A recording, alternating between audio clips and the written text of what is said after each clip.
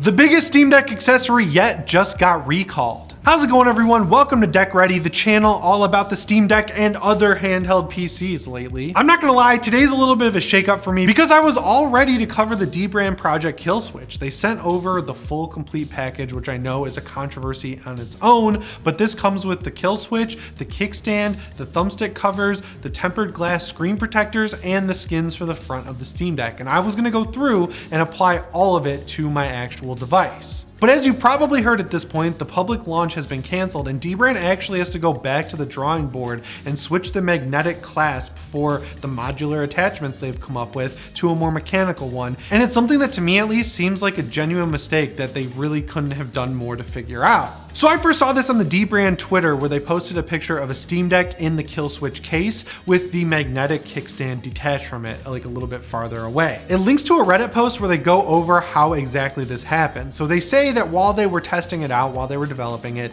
they sent it out to a few trusted content creators and most of their feedback was positive. The two biggest criticisms they got were that the skin you get with the Killswitch box is hard to apply and that the kickstand is a little bit too tough to pull out, which honestly seems like things that were easily fixable. Now, I was not one of these testers, which is probably why they never figured it out. No, I'm just kidding. But they say they send it to like a wide range of creators, starting with a person who like just is a fan of the Steam Deck, all the way up to someone who built their own Linux distro. And they just got super unlucky that none of these people had the wrong fan in their Steam Deck. That is until they sent the final product to the Verge. Basically, after the Verge got everything set up and they had the kickstand applied to the actual case, they realized that the magnets in the kickstand were slowing down the fan inside their Steam Deck. And they tested it with a few other Steam Decks and they quickly came to the conclusion that the issue is caused by the Delta fan, which you guys will remember if you're a longtime Deck Ready viewer, because there was a big controversy back when the Steam Deck came out that you had two different fans inside the Steam Deck and it was totally random which one you got. And I got deja vu when I was talking about that because the same thing happened with the PS5. Basically, because of the component shortage that was happening all over the world, these manufacturers had to go with different fans inside their devices that cooled the things at the same rate, but with the case of the PS5 and the Steam Deck, the different fans you got were louder than the other one. But now another issue has cropped up where the Delta fan, people who were unlucky enough to get that fan, not only have to deal with it being louder, like it has a louder whine, but also they have to deal with the fact that the ball bearings in it or some piece of metal is magnetized. So if you use any magnetic case or stand with your Steam Deck, it's going to affect the fan and make it spin slower. This is what I was talking about when I said I feel like DBrand just got genuinely unlucky here, because Valve has just stopped using the Delta fan in favor of the Huayang fan. Like, this is the one that people really look for on iFixit.com when they want to switch out the fan in their Steam Deck. But if you've gotten a Steam Deck over the past few months, it seems like your chances of getting the worst fan, the Delta fan, are next to zero. So all the Steam Decks that DBrand ended up testing had the right fan in it just by complete chance. And on top of that, all the creators that they sent out the Project Killswitch to while they were testing it had the right fan as well. So no one who ended up getting this thing was able to figure out that the fan was spinning slower until the Verge got it. And ironically, I have a Delta fan Steam Deck. It's the launch unit one that my friend Royce had, but he just got his official Steam Deck like through his Steam account. So that has become the office Steam Deck. So yeah, that Steam Deck would have been affected by the Project Killswitch, whereas my Steam Deck that I got organically, like with my Steam account, would not, because it has the Delta fan inside of it. And look, I know DBrand has really stepped in it lately with the Steam Deck community because I guess the controversy boils down to the fact that they announced the Project Killswitch would come with like all of the different accessories, the stick covers, and of course the tempered glass screen protector. But then when they announced the official release date, they said you'd have to pay a little bit more to get that. That's like grossly boiling the entire thing down. Fan the Deck has a full breakdown of the entire controversy over on his channel. And on top of all of that, DBrand has this edgy persona that rubs people the wrong way. Like a real world example is that the video you get with the Project Killswitch that teaches you how to put on the skin also teaches you how to put on the top cover for the Killswitch. And there's a line about only needing it on the off chance you go outside. Like, it works for some people, it doesn't work for others. I don't really personally care.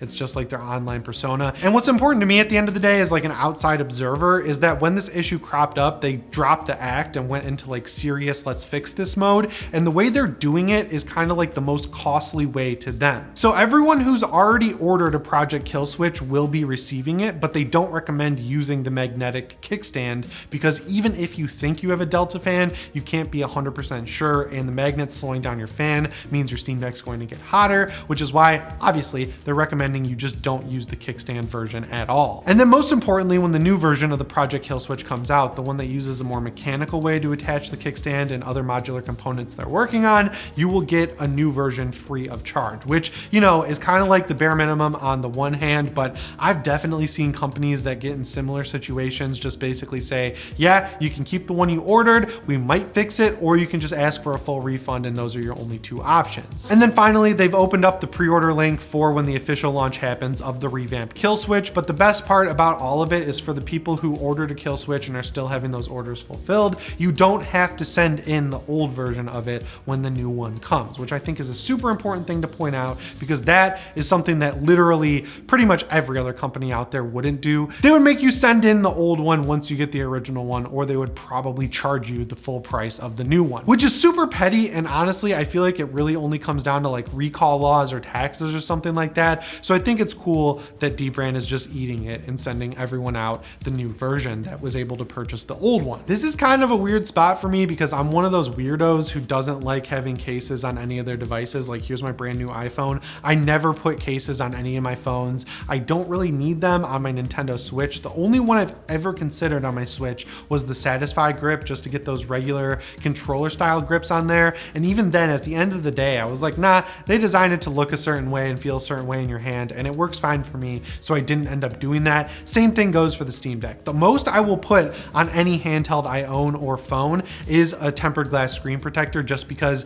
I hate micro scratches and I hate scratches on a screen. I like that dust protection you get. So I will definitely be using the DBrand one they sent over, because I had one on my first Steam Deck that I had to RMA, and it was super high quality. I like the frosted glass look on the mag glass one, but it makes the screen a little too blurry for me. So now that DBrand sent over one of their tempered glass sets, I'm definitely switching back to that. But yeah, this is just a disappointing situation all around, right? Like, fans of DBrand who have been waiting for this thing for months are probably disappointed because now they don't know if it's gonna slow down their fan or not. Of course, DBrand's probably disappointed because they have to spend a bunch of money. They're calling it their $1 million mistake. And to me, that seems kind of like low. This is gonna be very costly for them. And it's a negative news story surrounding the Steam Deck. Like, there's really no positive here other than DBrand's quick action to make sure they're fixing it for everyone involved. But yeah, sticking with hardware and this whole video being a shakeup, I wasn't actually going to talk about this in this video because, as you can tell, it's a new dock that looks exactly the same as the JSOX dock that every other YouTuber has talked about, and it has the exact same ports, right? Like, you've got the gigabit Ethernet port, you've got the HDMI port, you've got the 3 USB 3.0 ports,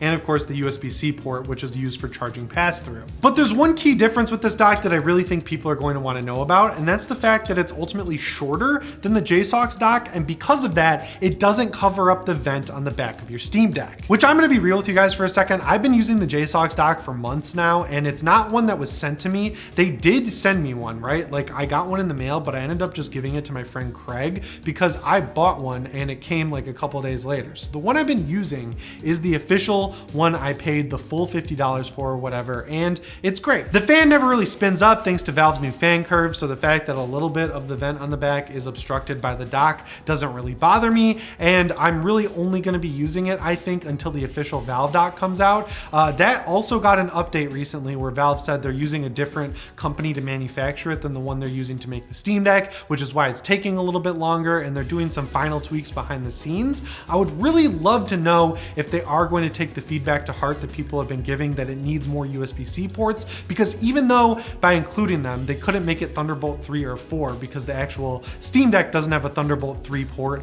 it would be nice to have that actual port because so many of my accessories at this point use USB-C. So just having another option there to go along with the USB 3.0 would be much appreciated. And just this like last delay they're doing, I'm crossing my fingers that that's what they're working on because they're so good about taking feedback. But yeah, going back to this iVolar dock, this is their new Pro dock, so it has pretty much the exact same specs of the JSOX dock, and the only weird discrepancy I've been able to find is that on the bottom of it, it says that it only allows a max power input and output of 90 watts, but on the website it says 100. Either way, I don't really think that matters all that much because the Steam Deck charger that you get with your Steam Deck only outputs 45 watts, and that's what you need for the Steam Deck, so yeah, again, doesn't really matter too much, but it's interesting to note that, yeah, the actual dock itself says 90 watts, whereas the website says 100. Other than that though, you should be getting the same performance out of this versus the JSOX one. So if you're looking at the JSOX site and you're worried about their shipping times, you can get this one from iVoler. I'm guessing you'll have a very similar experience from them though. And also this should show up on Amazon at some point. So if you want to go with the peace of mind of Prime 2-day shipping, you could always just wait for that, or you could just wait for the Valve dock. You have quite a few options here. I'm just glad that there's already a ton of accessories coming out for the Steam Deck, because over on PS Ready, where I talk about the PlayStation 5, it has been a barren wasteland of accessories that are not made by Sony. Whereas with the Steam Deck, we're getting tons of third-party accessories. And it really honestly brings me back to that first summer when the Switch launched and we were getting new accessories left and right. It's really fun. And the final update I have for you guys is that another competitor has entered the ring. I don't honestly know why all of these cloud devices keep getting compared to the Steam Deck, because fundamentally they are different devices. Like the Logitech one, it's an Android device that has cloud streaming and they've somehow partnered with Xbox. And now we're getting a new one from Razer that's very similar, but they've partnered with Verizon to make it happen. I think the only reason these things are getting paired up with the Steam Deck is to sort of leech off of the Steam Deck's SEO, but I feel like all of us can rest easy, sit there with our peace of mind knowing that playing games on your actual device is going to be the way that we do things for at least the foreseeable future, because Stadia shut down today. Yes, the one that everyone loves to praise as having the best overall streaming experience outside of something like GeForce Now obviously wasn't catching on with people because Google shut it down. So yeah, while you're seeing a bunch of articles talking about Steam Deck competitors like the Aya Neo Air, which has a 1080p screen that the thing can't even take advantage of, and switching it down to 720p completely breaks the experience on the device, all the way down to something like this new Logitech device or the Razer device that's coming out partnered with Verizon, I don't think we have anything to worry about. And for all of us who are a little bit worried that maybe the Valve Steam Deck 2 might be a streaming device, once again, I think we have nothing to worry about. It seems like Valve's gonna stick with RDNA 2 for at least the foreseeable future.